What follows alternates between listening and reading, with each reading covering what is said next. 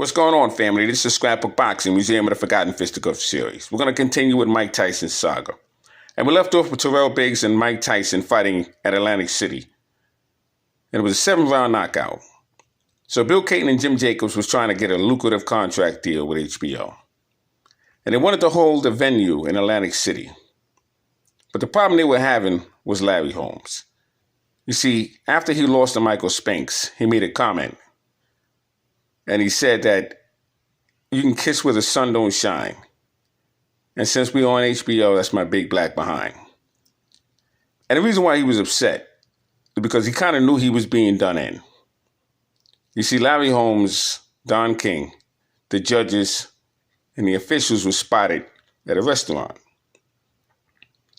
And Larry Holmes made a comment. He said from what he understands, most judges get drunk before fights.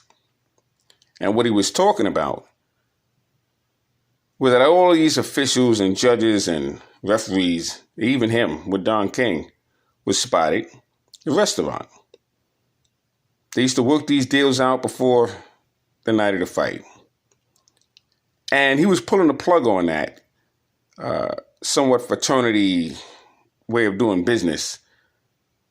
And they didn't appreciate that. So they made sure he lost the second fight with Spinks for sure. And HBO was a little insulted with that comment about the big black behind. So it took a lot of persuading and they finally got it done. So here we are, Mike Tyson and Larry Holmes. This fight took place January 22nd, 1988. I was at that fight, a couple of rows in. Let's take a look. So here we are, January 22nd, 1988 in Atlantic City. Now, Mike Tyson was 32 wins and 28 knockouts at this point in his career. Larry Holmes wound up with 69 wins and 6 losses by the end of his career.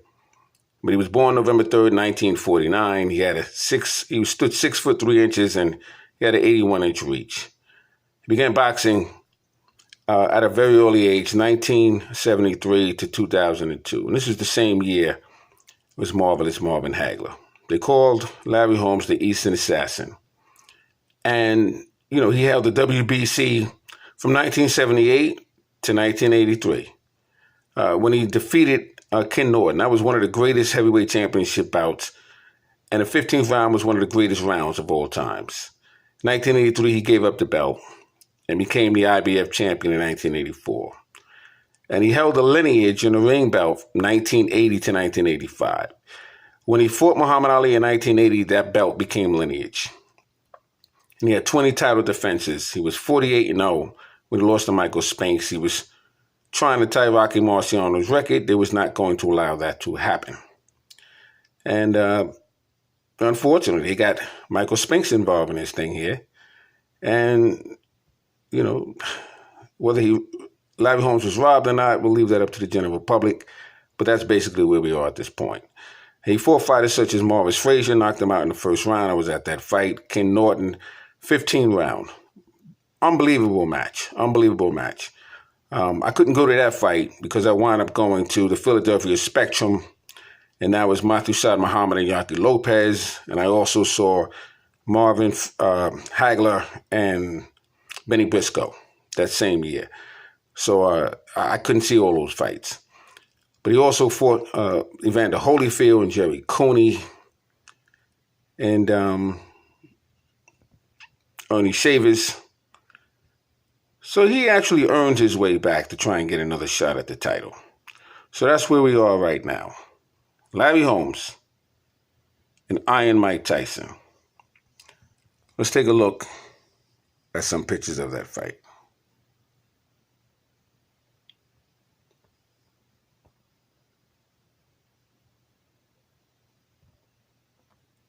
Now we're looking at some pictures of Mike Tyson, a couple of pages. Once again, this is a Mike Tyson scrapbook.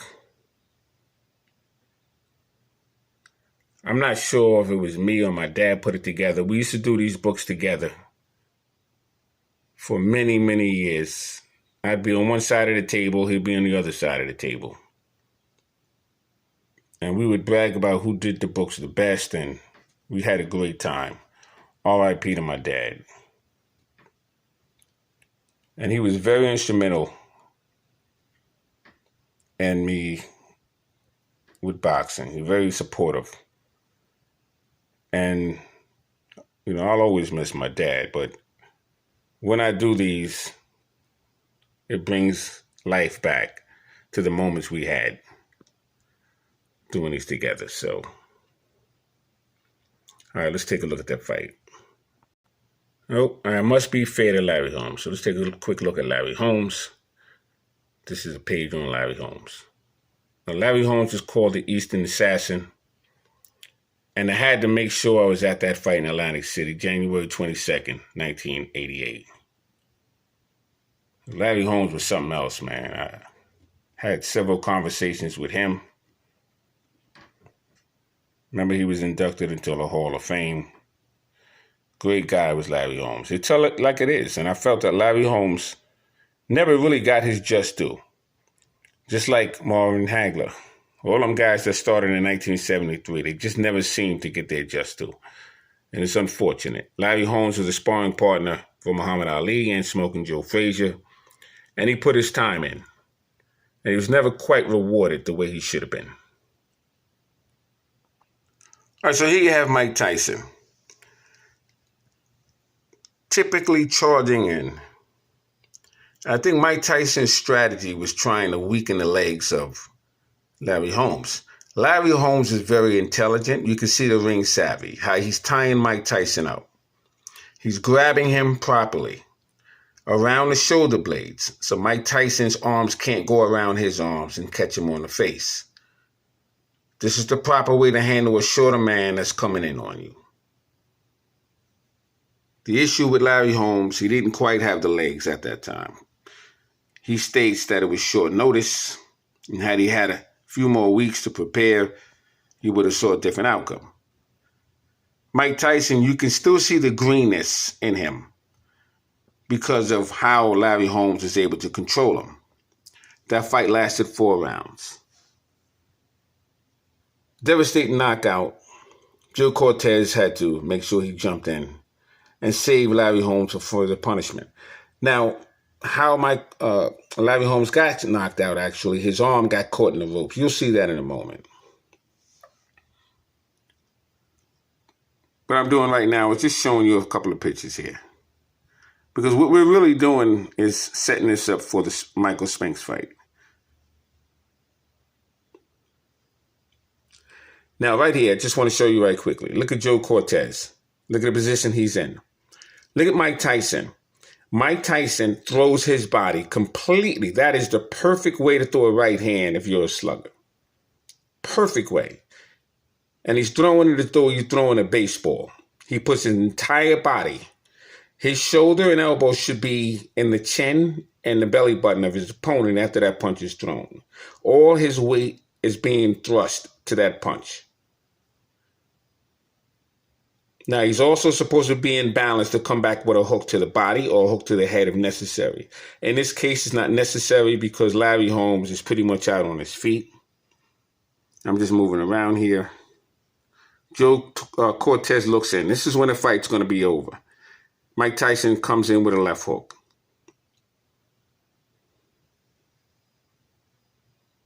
Now, this is the improper way to get down if you're a slugger against a boxer.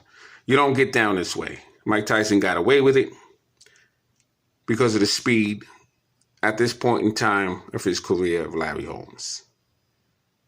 So that's a no-no. You don't do that. But he got away with that one.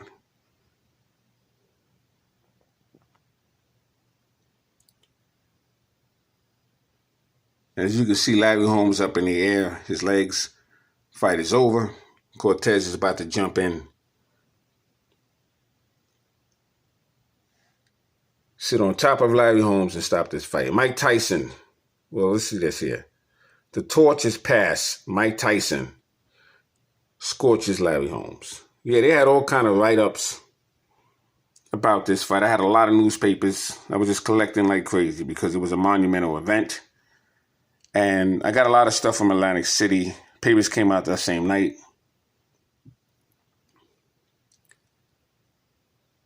And I made sure I left at a certain time when the next morning paper came out as well. So I can click those also. Now you can see here step by step. Mike Tyson steps in and hits Larry Holmes on the temple. He catches him over the eye. And that knocks off Larry Holmes' equilibrium. Holmes starts to go down. And he's now airborne. Literally off the canvas. Flying like if he's on a trapeze or something. Let's take a look here and see. Joe Cortez actually sits on top of Larry Holmes. I've actually never seen that before. In that fight. That was the first time I've seen that. And he stops the fight. Here's another shot. Larry Holmes going down. It's going down like if he's skydiving or something. Joe Cortez stops the fight, says no more. And that's the end of that fight. KO'd. Cortez is on top. Gets a front row seat, literally, at Larry Holmes' knockout. And it's at this point Larry Holmes' brother starts to try and get Larry Holmes up. Dr. Frank Doggett telling the commission, Larry Hazard and others, get this man out of here. I remember that like it was yesterday. What a night. Unbelievable. You never know what you're going to see when you go to a boxing match. So here we have February 1st, 1988 edition of the Sports Illustrated magazine.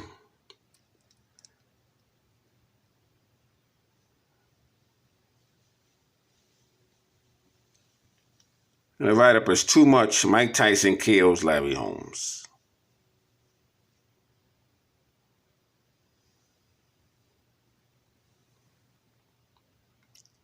Super Bowl preview. Broncos. One last look at the Larry Holmes and Mike Tyson fight. Larry Holmes is complaining because he felt as though Mike Tyson hit him after the bell. Kevin Rooney is pointing Larry Holmes in the direction of his corner. Everyone wants in on the act. But Mike Tyson was just too much for Larry Holmes at this point in his career. Larry Holmes, younger, he beats Mike Tyson, no question about it. And Mike Tyson honestly admits that. He has a lot of respect for Larry Holmes. But the same way Rocky Marciano had to defeat Joe Louis in 1951, New York's Madison Square Garden, that's the same thing Mike Tyson had to do with Larry Holmes. It's just called passing of the torch, or business. All right, so now we're up at Mike Tyson and Michael Spinks. This is what the world's been waiting for. The aftermath of Super Fight 88. What if Tyson wins? What if Spinks wins? And I got a lot of material from this fight. I don't have everything in all the books, but I have so much material on this fight. So let's take a look at some of the material that's in these books. So I was at this fight as well. I made sure I got my ticket for this fight. Everybody was there. Now, all of the fights that I've been through, I've seen so many celebrities in my lifetime. Red Fox, Mr. T, all of them. Hundreds and hundreds of celebrities. But at this fight, I think, I'm not sure, Oprah Winfrey was there. And I just seen so many celebrities on this fight. It was crazy. It wasn't easy getting tickets for this fight either.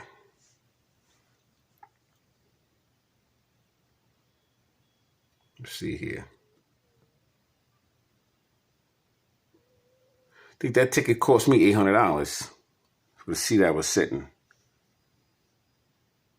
But just giving you a perspective on some of the material here. And this fight was so talked about. It was a big deal. I guess it would be equivalent to, I don't know, Deontay Wilder and Anthony Joshua a couple of years back, Deontay Wilder and Tyson Fury.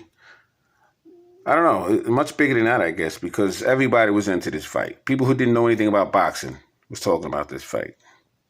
And that's how you know you got to make a fight. So at this point, Michael Spinks and Mike Tyson was undefeated. And it was for the lineage heavyweight championship belts. Mike Tyson had all three belts, WBC, WBA, and the IBF. Michael Spinks was stripped because he went out of the tournament to face Jerry Cooney. Now, you can go in and out of the tournament, but he was supposed to defend his title in that tournament, and he didn't do that. And that's how he got stripped. But I got to tell you, that was some night of boxing. Larry Holmes there. With Mike Spinks, Mike Tyson.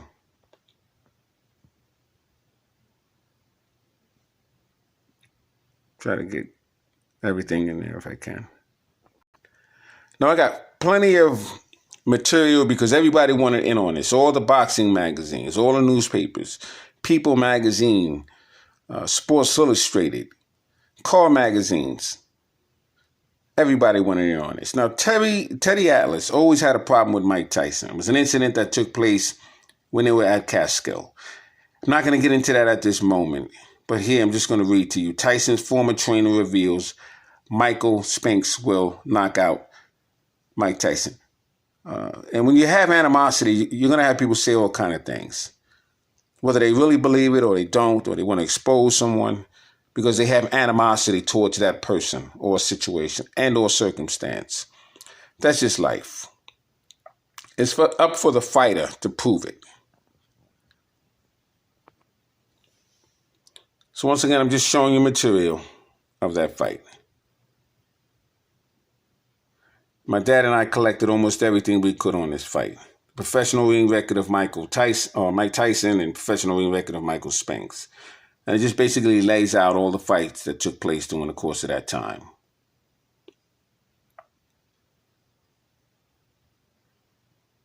As you can see here, Mike Tyson, he went to Tokyo to face Tony Tubbs, knocked him out in 2 rounds. He's retaining his WBA and the WBC belt.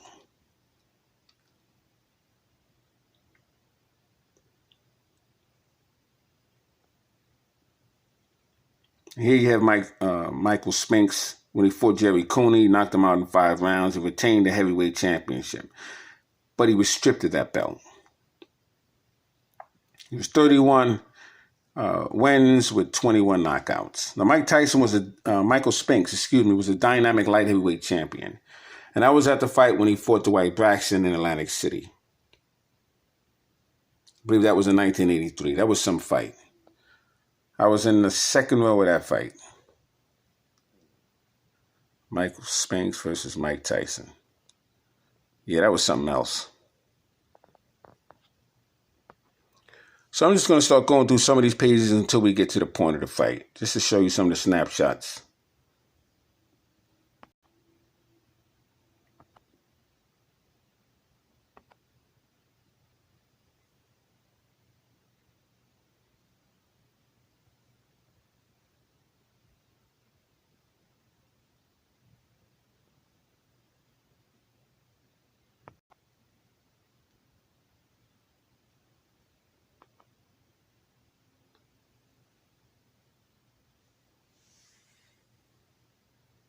And Mike Tyson was a big commodity at that time.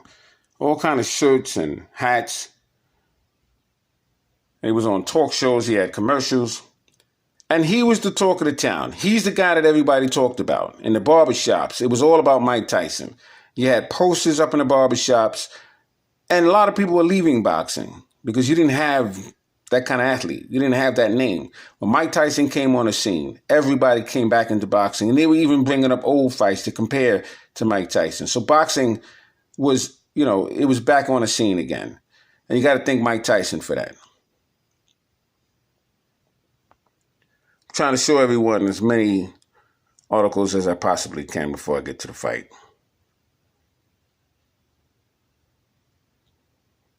Like I said, Mike Tyson was on all the magazine covers. And this fight was on all the magazine covers. And it wasn't just boxing.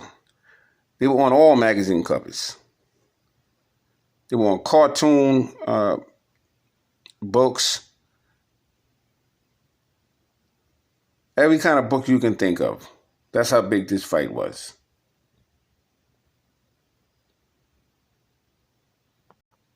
So my dad and I, we just had a lot of fun doing this with Mike Tyson and Michael Spinks because it was so much information.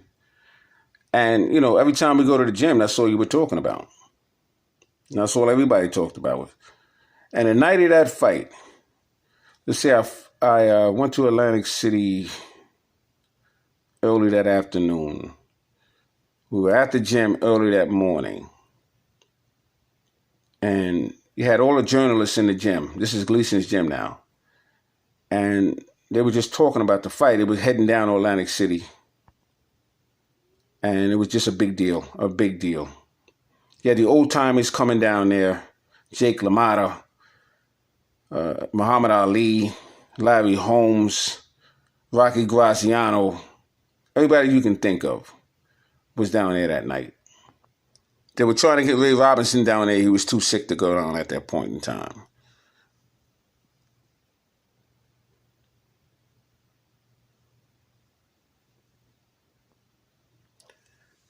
Let's take a look at this real quick. Mike Tyson, you have Bill Caton, the manager, and he's trying to hustle Mike Tyson over Robin Givens, who is now his wife, promoter Don King. They're trying to pull Mike Tyson in one direction with his bag of money, of course. Bill Caton's trying to pull Mike Tyson in the other direction with his bag of money, of course. Now, at this point in time, Jim Jacobs had passed away. And this is when Mike Tyson started really having a lot of issues because he didn't have anybody else to go to. He really trusted Jim Jacobs. Jim Jacobs was the greatest handball player, and he had the most comic books than anybody in the world. And he had the most fight films. And he would share that with Bill Caton. And Mike Tyson's mind was all over the place at this time. Wasn't really training that well. Believe it or not, he didn't train that much for this particular fight. But he has such a rage in him. And there's a point in every fighter's career, but any person in general, but any fighter, since we're talking about boxing's career, where you're not going to beat him that night. It is what it is. Joe Louis against Max Schmeling, Jack Dempsey and Jess Willard. You had Ray Robinson in 1951 when he defeated Jake LaMotta. Henry Armstrong when he defeated all the fighters for his title, Petey Sarin or Cerrone. You had Barney Ross and Lou Ambers. I mean, you're just not going to beat that particular fighter that night. And Mike Tyson was on a mission. And unfortunately for Michael Spinks, he was on the underside of that mission. So once again, I'm going to go quickly through this. I don't want to bore you too much.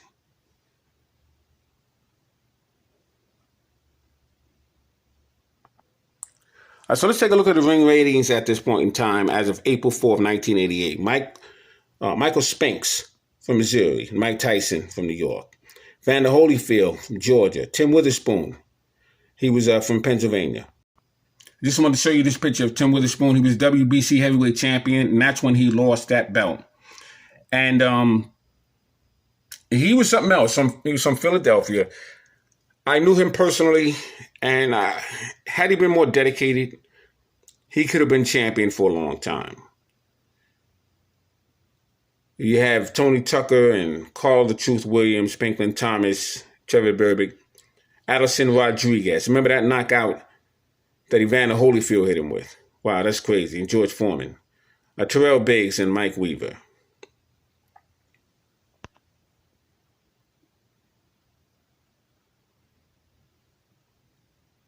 Mike Tyson 34-0, Michael Spinks 31-0. Tail of the tape. Tyson was born June 30th, 1966. Spinks was born July 22nd, 1956. And his brother Leon Spinks and him both won the gold medal in 1976, along with Sugar Ray Leonard,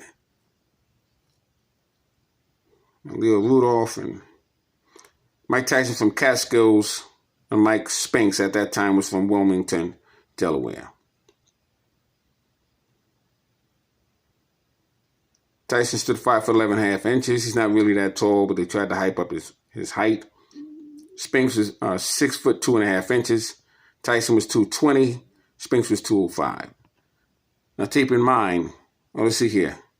The reach on Mike Tyson was 71. And the reach on Michael Spinks was 76. But keep in mind that Michael Spinks had came up from light heavyweight a couple of fights before this fight. He was originally a light heavyweight. And he dominated that light heavyweight division. I mean, you had the Davidson brothers, Yaki Lopez, Mike Rossman, Matthew Saad Muhammad, Dwight Cowie. Later on, he was Dwight Braxton. Yeah, Eddie Gregory, Matthew Saad Muhammad. Amazing. The only fighter that Michael Spinks didn't fight was Matthew Saad Muhammad, and we all questioned why he didn't fight him. Here you have Mike Tyson and Michael Spinks. But those were some times, I'll tell you. Yeah, that light heavyweight division in the 70s was something else. You had Marvin Campbell and Marvin Johnson, Leslie Stewart. Amazing. Mike Tyson, heavyweight sensation, hard-hitting, talk with the hard-hitting slugger. It was an interview they did at KO Magazine. I'm just fishing around here a little bit.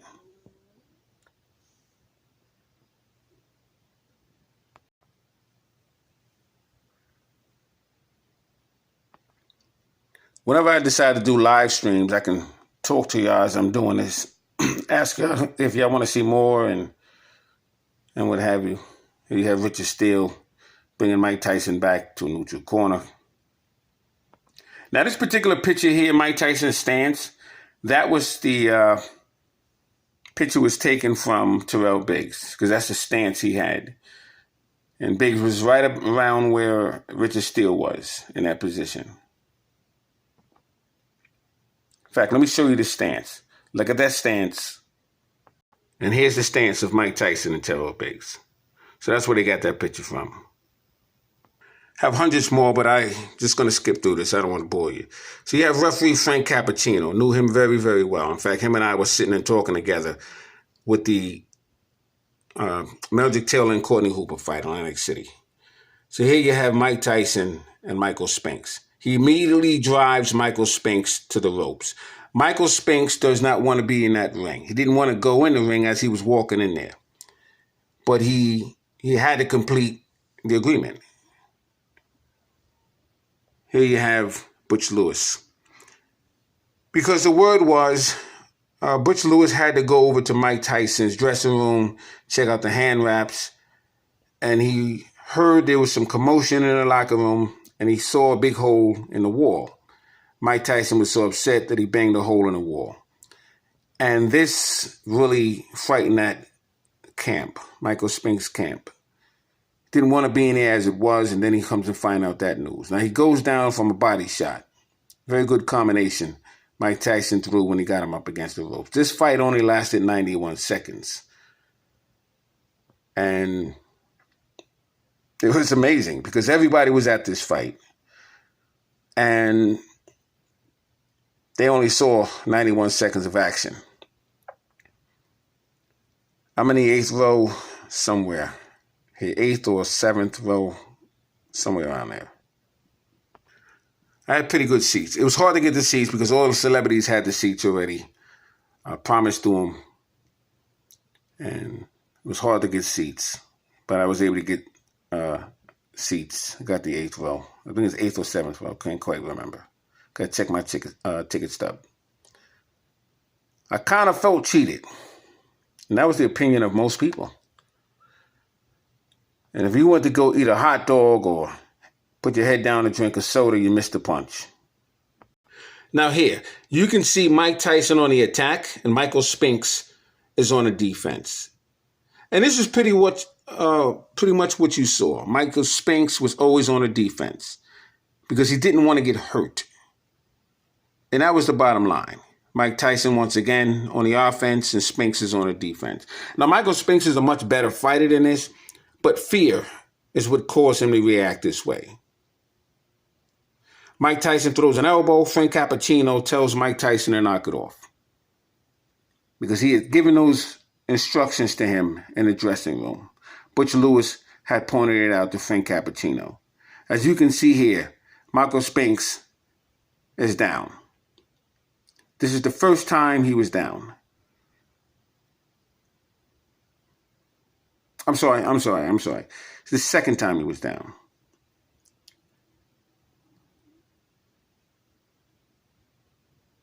And he's basically out at this point.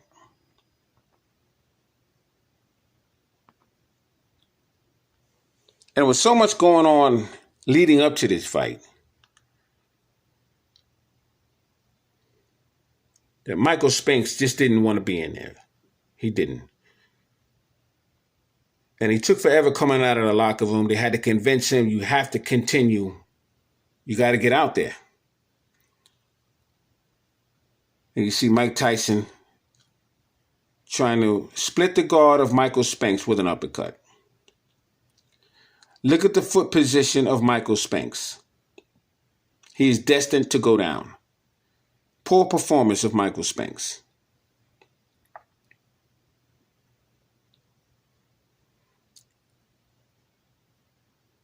Now, a lot of people, I should say, gave Michael Spinks a shot because of the performance he put up with Dwight Cowie. At that time, Dwight Braxton. And this is the mistake a lot of people make. You can't compare one fighter or one fight to another one. See Mike Tyson looking over Michael Spinks. Cappuccino immediately races over and lures Mike Tyson over to a neutral corner. And this was an amazing night of boxing, I got to tell you. For those of you who never been to a Mike Tyson fight, the aura of invincibility was in the air. You can feel the tension. When Mike Tyson comes out of his locker room, it is totally a different feeling. And that's just the way it is.